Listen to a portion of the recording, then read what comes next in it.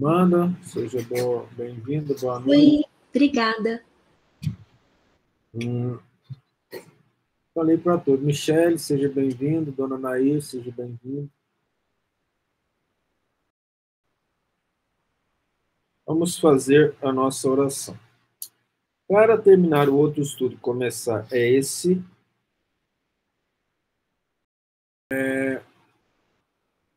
Dona Maria Ângela, pode fazer a oração para a gente? Posso, sim. Obrigado.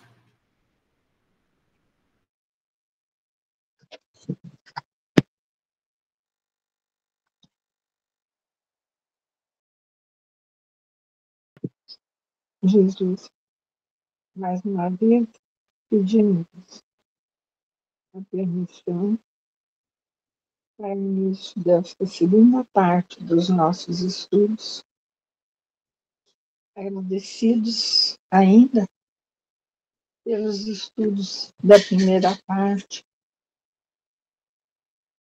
a tua luz nos envolvendo, nos permita continuarmos ligados aos bons espíritos,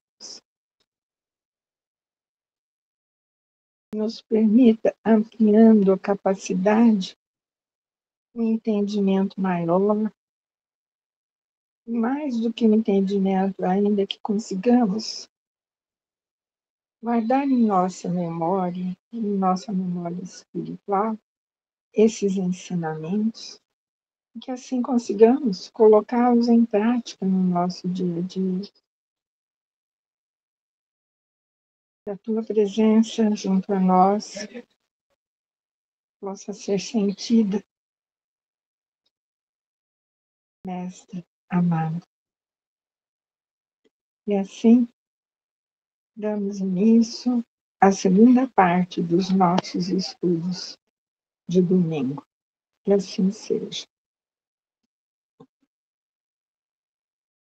Boa noite. Gente, vocês não têm ideia da alegria que eu estou agora.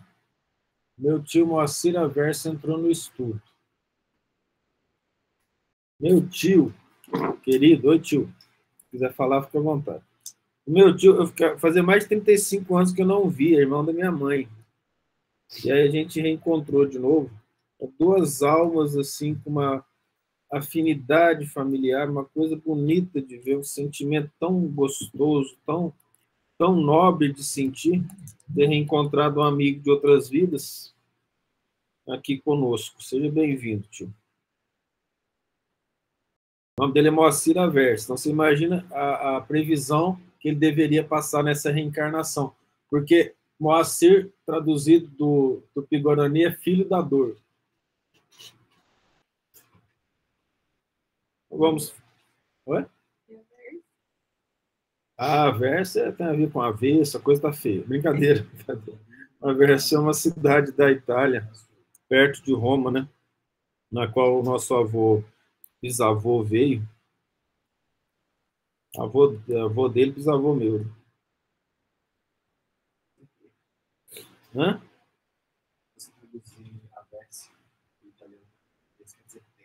Ter? Só ter? O Emanuel falou que a tradução de averso do italiano para português é ter. Então é filho da dor. Ter, filho da dor. Interessante. Mas vamos lá. Nós paramos no capítulo 20 do Evangelho de Lucas, em que Jesus está caminhando, né? Esse é um momento que me deixa muito emotivo, porque o Cristo está caminhando para a última festa que ele vai participar na Páscoa, em que ele vai ser crucificado. E a parte mais extensa dos 3 evangelhos relativas a esse encaminhamento do Cristo para a festa da Páscoa é feito por Lucas. E me entristece bastante quando chega nesse momento, a gente começa a sentir, né, e a fazer a pergunta se a gente crucificaria o Cristo hoje. E aconteceu num daqueles dias que, estando ele ensinando o povo no templo e anunciando o evangelho, sobrevieram os principais dos sacerdotes e os escribas com os anciões. Então vamos lá. Poderia ensinar no templo? Só tem um templo em Jerusalém, em todo Israel. É o templo de Salomão. Todas as outras cidades tinham sinagogas. Para ensinar no templo, vocês devem ter lembrado, tinha que ter mais de 30 anos. E qualquer pessoa que soubesse e quisesse interpretar a lei, era feita a leitura e ele se manifestava, levantava e ia lá interpretar a lei. Por isso, então, estava ensinando no templo. Os principais dos sacerdotes eram sacerdotes chefes. Existia o sumo sacerdote e vários sacerdotes com eles. Esses sacerdotes,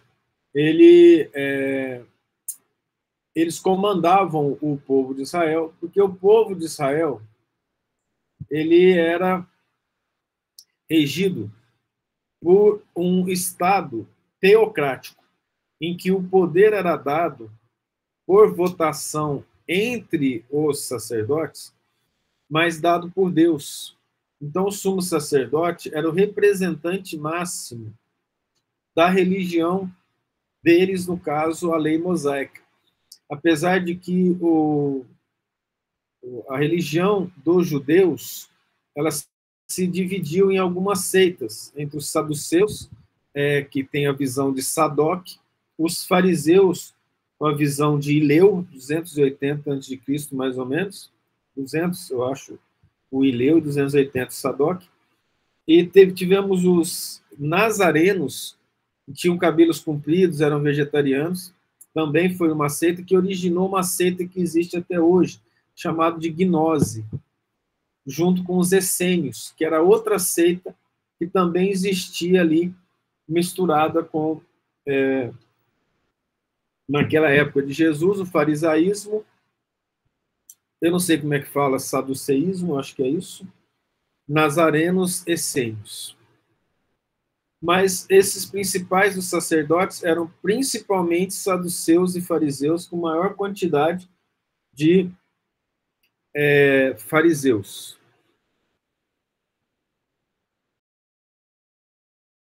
Então, e os escribas eram os doutores da lei. Eles chamavam escribas porque eles tinham estudado o suficiente para traduzir e para escrever a lei mosaica. Lembrando que Samaria, né, onde houve a cisão das tribos, Samaria optou pelo Torá, pelo Pentateuco, considerando somente a lei mosaica nos 5 livros de Moisés.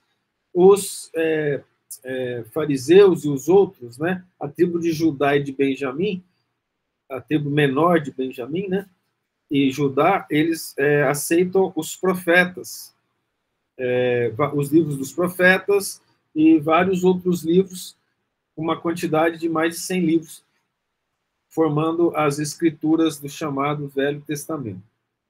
E os anciãos por quê? Porque os mais velhos, eles eram consultados sobre as decisões do Estado. Mais velho naquela época era difícil, então eles eram muito respeitados. Como é que mais velho era difícil? Vocês lembram, quer ver, na década de 80, qual que era? Põe aí para mim. Qual que era a expectativa de vida do brasileiro? Na década de 80, alguém lembra? Lembra, não? 62 anos. Na década de 70. Aí vai ser meio. Hã? 57. Na década de 60, 52 anos e meio. Em 1800, expectativa de 40 anos. Imagina na época de Jesus a expectativa de vida. Entendeu? Indivíduo com 33 anos está quase morrendo mesmo. Foi o tempo de Jesus. Então, o indivíduo, quando ele se tornava ancião, ele era muito respeitado, porque ele sobreviveu a doenças, não tinha vacina, não tinha medicamento. os médicos, se chegasse, é porque o paciente já estava morrendo mesmo. Ele já vinha com a extrema-unção. Não tinha extrema-unção naquela época, mas assim, a coisa já era complicada. Então, eles eram muito respeitados. Os mais velhos, pela experiência de vida, eram bastante respeitados. Então, o que significa? Jesus mexeu tanto com o povo que sobrevieram os principais dos sacerdotes, os escribas e os anciões. Anciãos são os mais poderosos da época. E falaram-lhe dizendo: dize-nos com que autoridade fazes estas coisas? Ou quem é que te deu esta autoridade? Agora a coisa complica. O que Jesus fazia para eles fazerem essa pergunta? Alguém pode me explicar aí? Dar um exemplo? Nem que seja aqui de casa, para não me sentir sozinho. Eles se referiam às curas que ele fazia? Sim. Andar sobre as águas, as curas, os milagres, as profecias, mas principalmente as curas. Alguém pode me dizer, se alguém já leu um pouco da Bíblia ou do Velho Testamento, o que estava previsto, o que o Messias ou Cristo faria?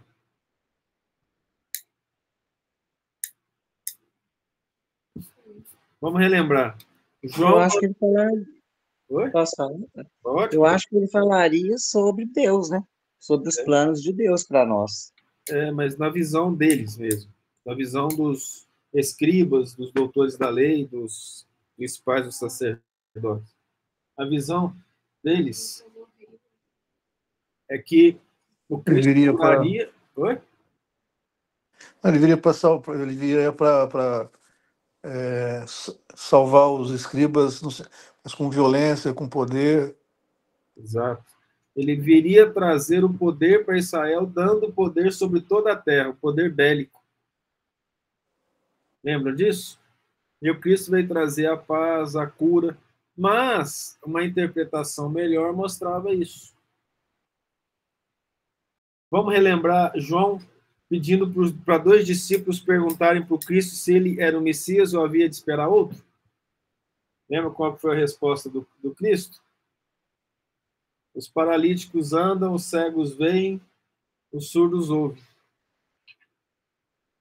A resposta, diante da interpretação real do passado do Velho Testamento, é essa.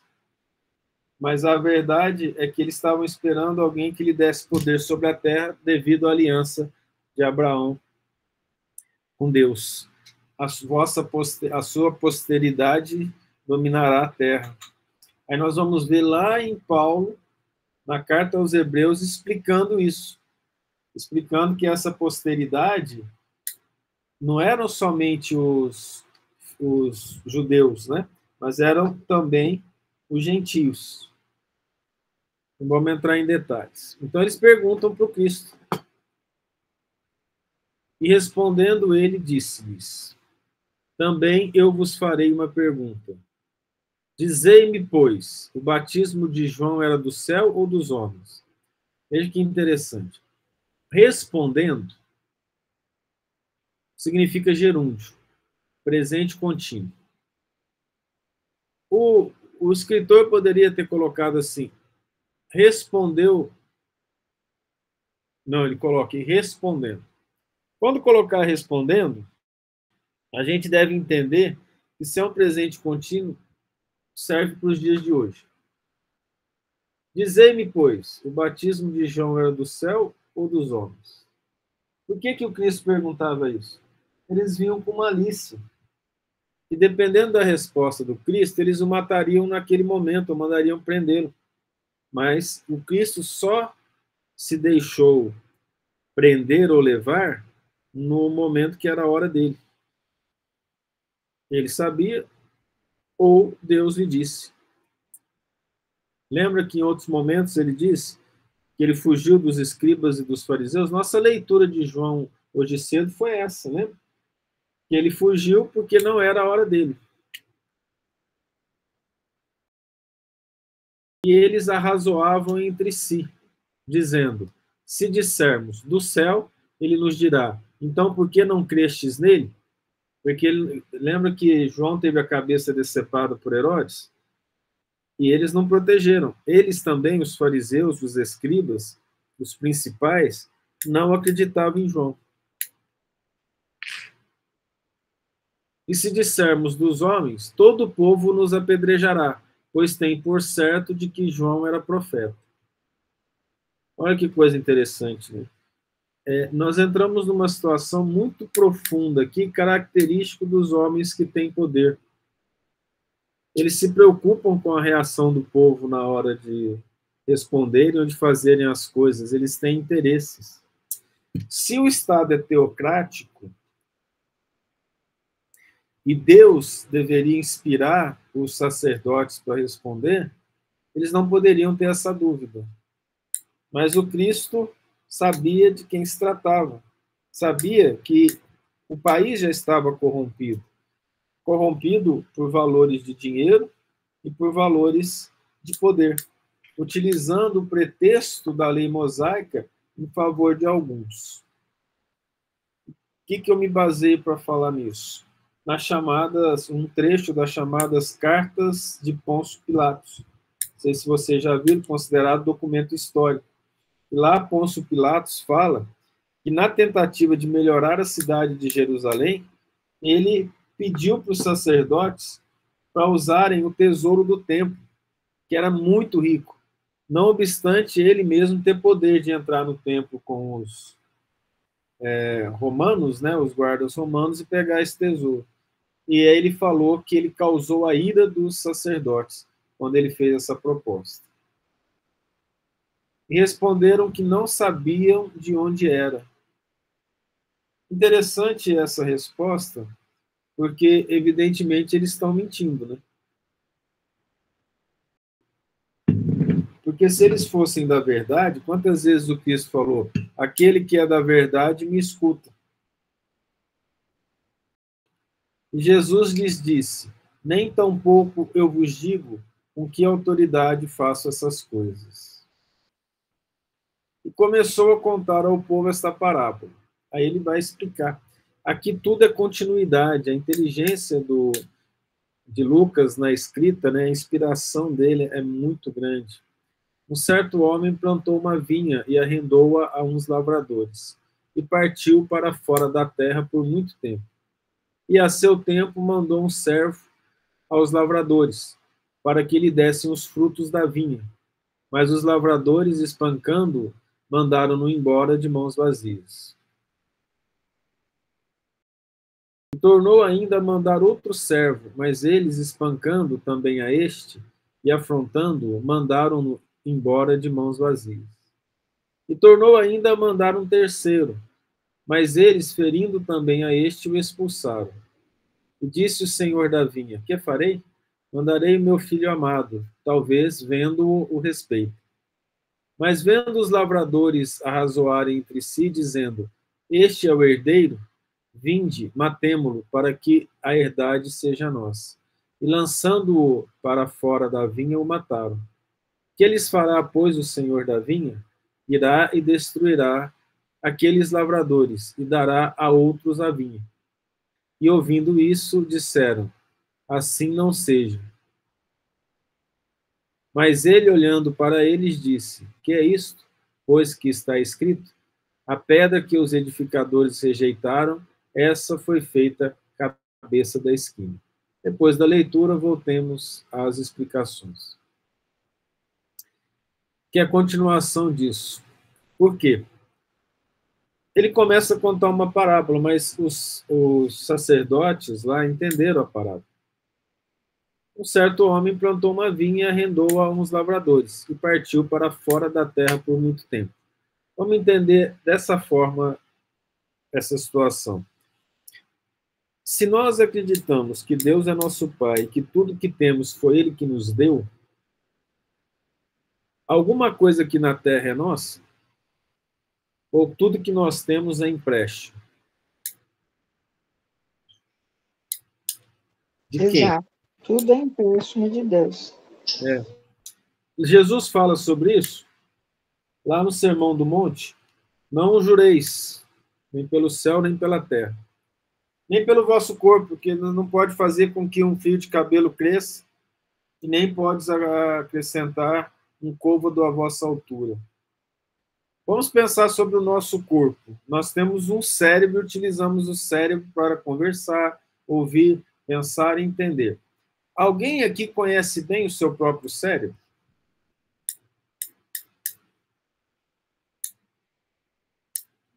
Que absurdo. Você usa o cérebro, mas não sabe como é que ele funciona? Quando você está pensando, você fala assim, ó, a informação está chegando aqui no lobo, no giro pós-central, a informação foi recebida ali na camada número 5 do córtex, não é assim? O córtex aferente, que vai fazer neurologia.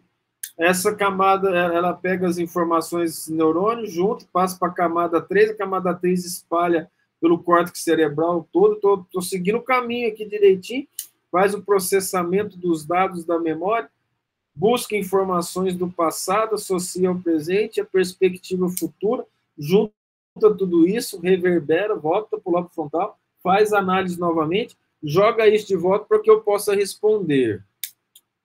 Falei rápido? Evitei citar muitos nomes. Entendemos nada desse negócio, temos uma noção. Uma noção de como que o nosso cérebro funciona. Se eu não sou capaz de entender essa estrutura que me faz compreender a vida, eu posso dizer que eu sou realmente o dono do meu próprio corpo? Seria bom, hein? Estou com uma gastrite, passa gastrite. Estômago, para de produzir ácido clorídrico. Sangue, para de jogar o H+, do bicarbonato que você dissolve pela anidrase carbônica, né, que você utiliza pela anidrase carbônica para formar H+, e ser jogado no estômago. Pronto, passou a gastrite. O pâncreas parou de produzir insulina de qualidade. Eu vou alterar aqui o meu processo genético, no processo de transcrição para RNA, para que seja no chamado splicing alternativo do RNA formando proteína, formar uma enzima de qualidade, porque eu tenho diabetes tipo 2 e a enzima formada ela não age sobre as células corretamente e a minha glicose fica no sangue. Não obstante ter bastante glicose no sangue, as minhas células estão com fome, porque a glicose não chega até elas e o alimento das células é a glicose. Eu não consigo fazer isso. Então, vamos fazer a pergunta para nós mesmos. A Terra, o planeta Terra, e tudo que a gente recebe vem de Deus. O nosso corpo vem de quem? De Deus. Até o nosso corpo é empréstimo divino. Por isso que o suicídio é um dos principais crimes. Nós estamos matando o que a gente fala é meu. É mesmo? Não sei se eu fui claro, se tiver alguma dúvida ou alguma contraposição, a gente conversa.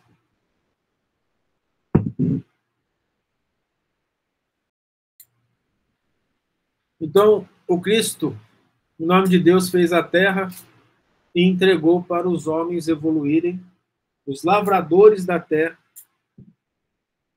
e deixou a responsabilidade deles trabalharem. Nós. E a seu tempo, então tudo tem um tempo na lei divina, mandou um servo aos lavradores, para que lhe dessem os frutos da vinha. Mas os lavradores, espancando-o, mandaram-no embora de mãos vazias. Quantos profetas foram mortos ou expulsos? Quantos enviados do Cristo, do próprio Deus, chegaram e foram mortos? Foram maltratados. Vamos sair um pouquinho do povo de Israel, vamos lá, perto do ano 400 a.C., na Grécia, Sócrates, que pregava um único Deus, pregava ética, virtude. O que aconteceu com Sócrates? Foi morto. Então, ele mandou os espíritos mais preparados para poder virem pegar o fruto daquilo que ele tinha mandado plantar. E que frutos são esses? Olha, Moisés veio trazer a noção de justiça. Então, esses enviados vieram pedir para eles: sejam justos, tenham noção de justiça. Cabe a vocês, nesse momento, dar o fruto da justiça.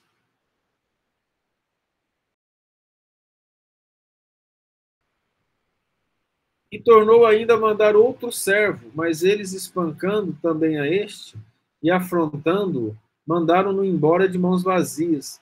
Não obstante Moisés ter ficado até o fim da sua vida com o povo judeu, ele foi aceito imediatamente. Quando ele saiu para buscar a tábua dos 10 mandamentos, o que aconteceu com o povo que ficou esperando? Vocês lembram? Construíram o bezerro de ouro. Fizeram bezerro de ouro para poder adorar, lembra disso? Sim.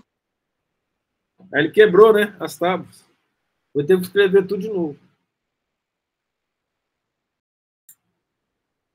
E tornou ainda a mandar um terceiro, mas eles, ferindo a este, o expulsaram. Eu não vou entrar em detalhes, mas no estudo detalhado do Velho Testamento, nós podemos pegar esses momentos, né? Desde Abrão até a vinda do Cristo. Nesses 3 estágios, que passa por Moisés e passa pelos profetas, podemos considerar o grupo de Elias, porque naquela época em que o Cristo foi, há cerca de 200 anos, nenhum profeta havia se anunciado em Israel. Há 200 anos eles estavam sem profetas.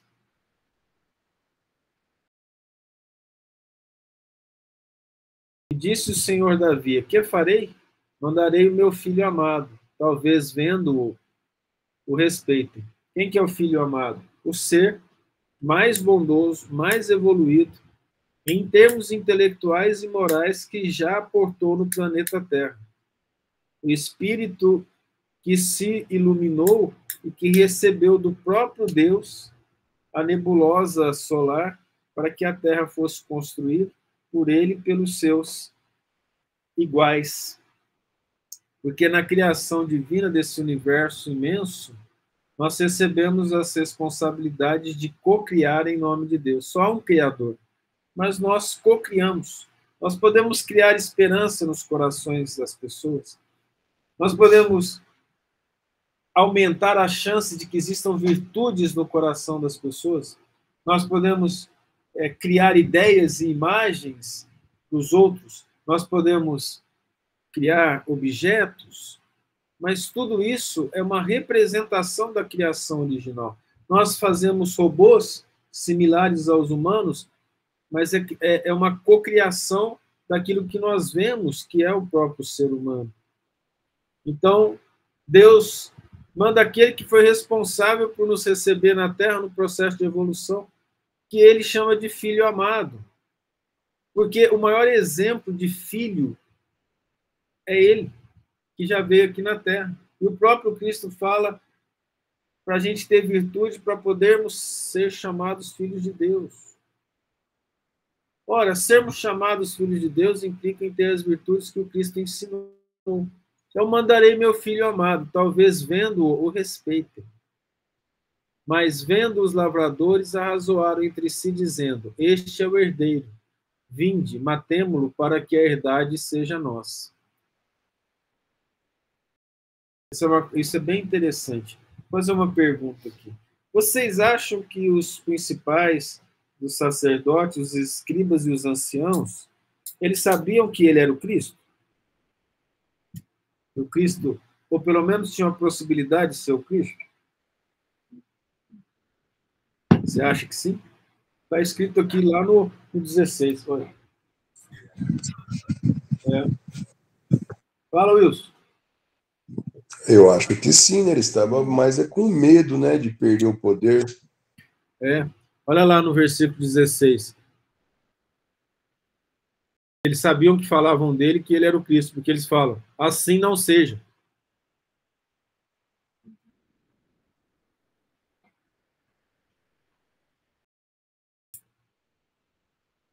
E lançando-o para fora da vinha, o mataram. Ele estava prevendo profeticamente que aconteceria em pouco tempo, né?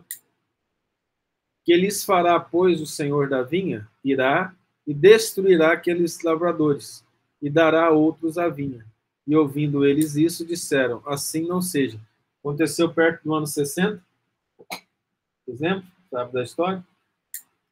Roma invade Jerusalém, destrói o templo. E aí ocorre a dispersão dos judeus pela terra, voltando a ter o Estado em 1949, né? Dado pela ONU que está tendo esse problema que a gente está vendo hoje aí na briga pelo território da faixa de Gaza, na Palestina.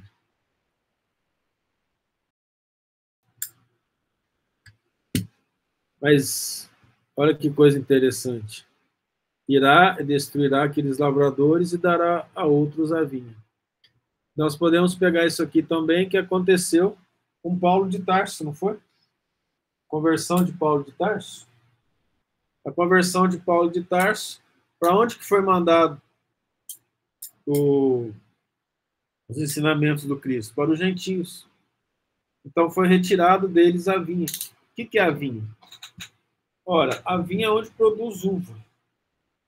A planta, a uva, a uveira, né? É uveira que fala?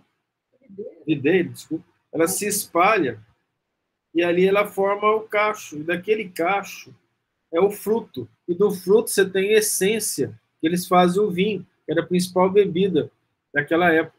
O vinho é algo elaborado, criado, vindo da vinha, né? De uveira foi engraçado. E aí, o que é a vinha, então? Está representando a vida nossa no planeta Terra. A gente precisa dar frutos. E esse fruto não é qualquer fruto, ele precisa ser sublimado, espiritualizado. Daí vocês vão entender bem o símbolo do primeiro milagre do Cristo, narrado nos evangelhos, a boda de Caná, transformar água em vinho. A uva é uma planta, é um fruto, que a grande porcentagem dela é água, né? Então, transformar a água em vinho foi dizer assim: o reino dos céus está chegando. Eu vim pedir o fruto da vinha que vocês tinham que colher, que tinham que trabalhar, e eu vim aqui pedir o fruto. E era realmente o momento em que o Cristo estava pedindo esse fruto. Porque o Cristo veio trazer a segunda palavra, a segunda revelação da lei, que é o amor, né? Revelação da lei de Deus. Enquanto Moisés trouxe a noção de justiça, a humanidade, parte dela já estava preparada para entender o amor. Quando ele fala, lembrar-se que foi dito aos antigos. Lembra desse negócio? Dessa situação? Vocês lembram lá do Sermão da Montanha? Eu, porém, vos digo, amai os vossos inimigos, bendizei que vos maldizem, e orai pelos que vos perseguem e caluniam, para que seja grande o vosso galardão nos céus, e sereis chamados filhos do Pai Altíssimo. Então, o que o Cristo falou antes disso? Lembra, não? Para poder seguir, o que ele fala? Lembrar que foi dito aos antigos. Amarás o teu próximo e odiarás o vosso inimigo. Eu, porém, vos digo. Então, o que ele fez? Enquanto há justiça, ok, até esse momento, vocês aprenderam a justiça, certo? Agora, o que foi dado? Amor. Eu, porém, vos digo, amai os vossos inimigos. Bendizei o que vos maldizem, e orai pelos que vos perseguem e caluniam, para serdes chamados filhos de Deus. Chegou a hora de nós colhermos os frutos da vinha que o Cristo nos trouxe e nos deu.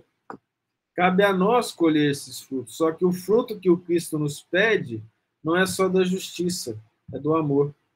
É de calar o nosso eu, o nosso egoísmo, e nos entregarmos com sacrifício aos que necessitam, àqueles que estão à nossa volta.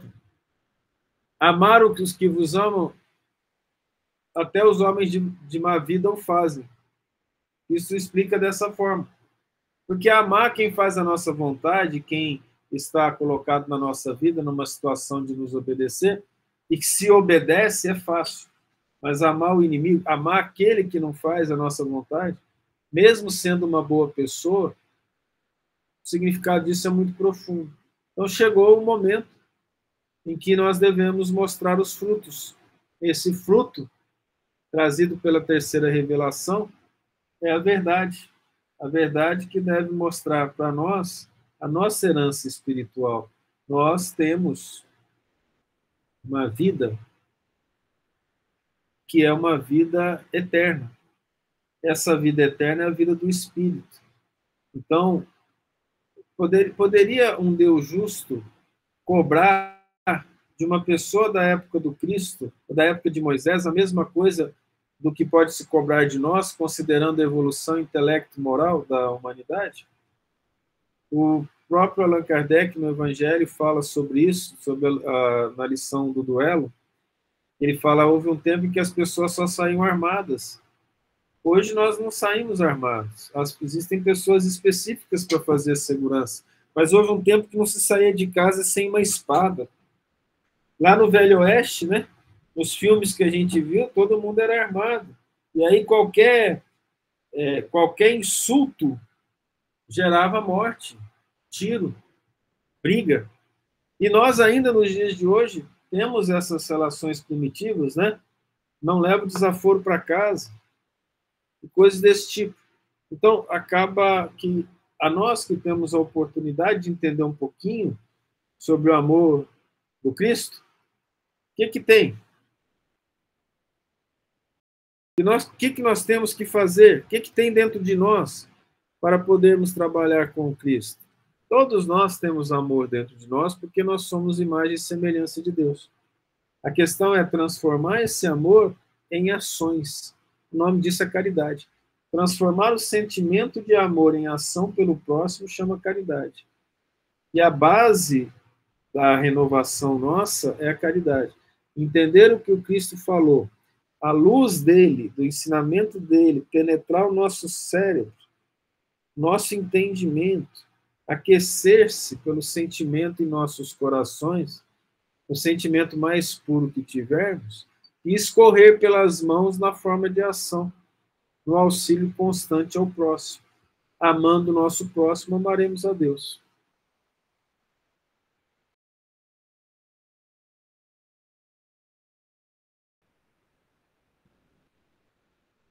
Algum comentário?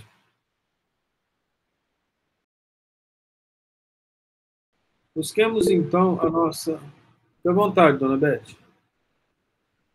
Eu acho que hoje, seu Thales, infelizmente, a gente não sai com arma de fogo, mas sai com arma fogo puro, que é a inveja, a raiva, a vontade de bater, muitas vezes bater, agredir sem motivo nenhum.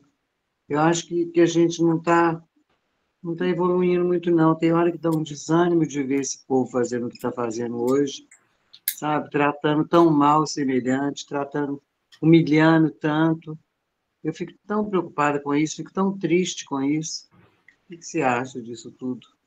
Já era passando da hora da gente melhorar um pouco, pelos sentimentos, né, no caso. E o sentimento leva à morte, leva à destruição.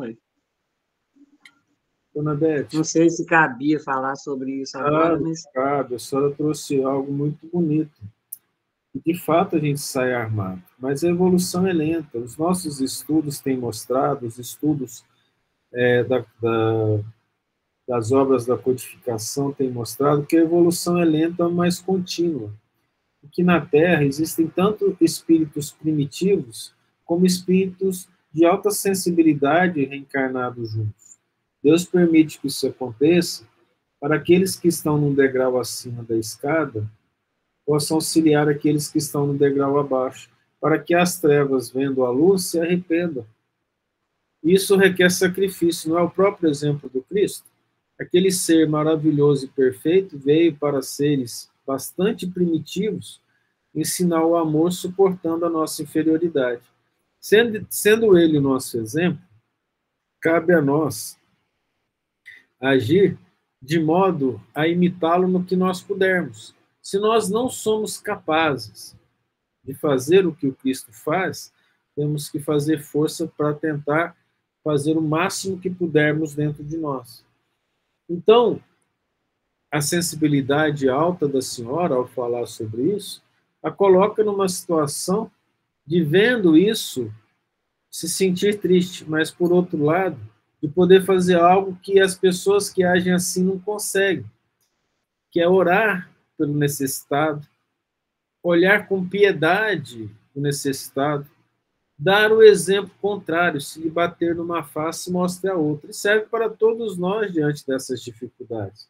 Estamos num momento de transição. Estamos sendo cobrados para entregar os frutos da vinha. A cobrança ela é feita de forma perfeita, de acordo com cada um e com aquilo que cada um pode dar, de acordo com o saco que Deus permitiu que carregássemos, não colocando nunca fardos pesados em ombros leves, mas somente aquele que podemos carregar. Cabe a nós responder assim. Se nós estamos vendo toda essa tristeza hoje, isso não é a constância da humanidade, vai melhorar. Estamos em momentos que a Terra está sendo lavrada. Os espíritos menos felizes estão sendo levados para outras regiões. A Terra haverá de ser o reino de Deus. Cristo prometeu e ela vai acontecer. Depende de nós. Aqueles que não quiserem que isso aconteça, ou não trabalharem para isso acontecer, eles vão sendo disseminados pelos mundos mais primitivos. E a Terra, durante um tempo, vai passar por essa transição difícil, em que espíritos amargurados, espíritos deprimidos, preguiçosos, maldosos, espíritos desligados da lei de Deus, que ficaram muito tempo sem reencarnar, ou que continuaram reencarnando, mas continuaram mantendo a agressividade íntima, eles terão as últimas oportunidades. Se não se melhorarem, porque Deus dá chance a todos os seus filhos de se melhorar, se eles não se melhorarem por agora, o amor de Deus não termina para eles. Eles serão levados para regiões onde eles serão testados de uma maneira mais primitiva. E aqueles que ficarem na Terra não terão mais a companhia desses espíritos que causam tanta dor às pessoas sensíveis que, se ligando a Deus e desejando o amor, não conseguem ver a dor e a tristeza nos corações das pessoas mais frágeis. Fique à vontade, dona Mariângela. Thales, isso significa dizer que não encarnarão mais espíritos com psicoses, sofrendo de esquizofrenia, esse tipo de doenças? Também. Só que não é tão cedo quanto a gente imagina, viu, dona Maria? Isso eu entendo, mas me bateu essa questão agora. Seriam esses exilados, então? Também. Não é que a doença vai acabar, mas a severidade dela, as agruras da mente, vamos dizer, mentecapta, né? Em situações complexas, elas vão diminuir bastante. Os problemas de saúde vão diminuir, porque a alma mais saudável, ela preserva o corpo. E a própria evolução do corpo vai sendo mais rápida pelos espíritos que reencarnam. A Terra vai ser o paraíso. Cabe a nós, que estamos aqui, fazer com que isso aconteça. Então, inclusive, a depressão vai diminuir. Sim. A depressão é o apego ao passado, é o sentimento de culpa, em que o indivíduo fica... Vamos pegar o exemplo da estátua de sal, né? Da mulher de Ló, que a depressão é aquilo, é uma estátua de sal. A pessoa se arrepende, sabe que é culpada, mas ela está faltando a ela determinação para continuar o caminho. Ela resolve parar e olhar para si mesmo como uma forma de vitimismo. É necessário sair disso, tirar isso de dentro de si, vencer essa situação de tristeza e de dor que a gente acha que foram os outros que fizeram conosco, mas, na verdade, foi a gente que aceitou com que o que fizeram conosco nos deixasse dessa maneira. Você imagina se Cristo, com toda a perfeição, viesse na Terra, olhando todo mundo e falasse assim, não vou ficar deprimido, não vou fazer minha tarefa, não. Não, o exemplo do Cristo é diferente. Ele trabalhou humildemente, buscando sempre a felicidade alheia. Ele é o nosso exemplo. A depressão precisa ser vencida, e ela vai ser vencida. Vamos colocar a força de vontade no trabalho do bem, fazendo o bem pelo próximo, auxiliando o outro, transformando aquele sentimento que ficou parado como um lago cujas movimentações não acontecem de entrada e saída de água, fazer com que aquela água se movimente no sentido de trazer bem ao próximo, de ajudar o semelhante de alguma forma, com bastante significado para a sociedade e para o próprio indivíduo. Ele sai da depressão. Melhor maneira de sair da depressão, trabalho no bem. Obrigada, Padre. Disponha, fique à vontade. Algum questionamento?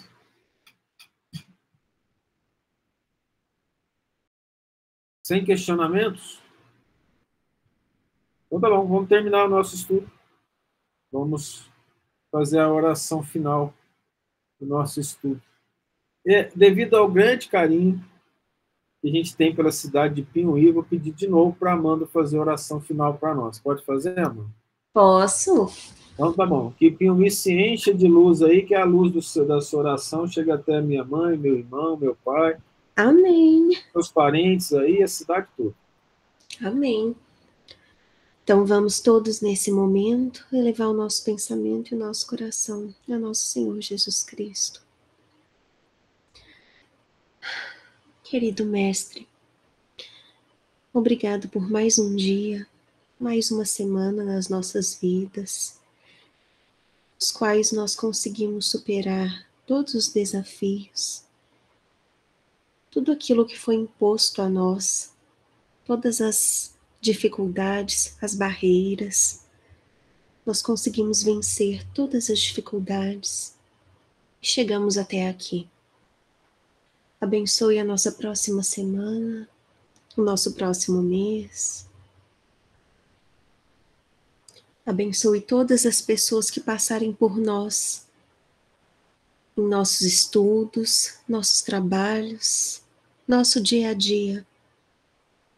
Que cada uma dessas pessoas possa ser abençoada e que nós possamos ser instrumento do Senhor para poder levar luz a essas pessoas, seja com um sorriso, uma palavra, um ato de bondade, que nós possamos sempre ser instrumentos de nosso Senhor para fazer todas as pessoas à nossa volta nunca desistirem dos seus objetivos, manterem sua fé e a esperança de que dias melhores estão por vir. Obrigada, Senhor, por não nos deixar.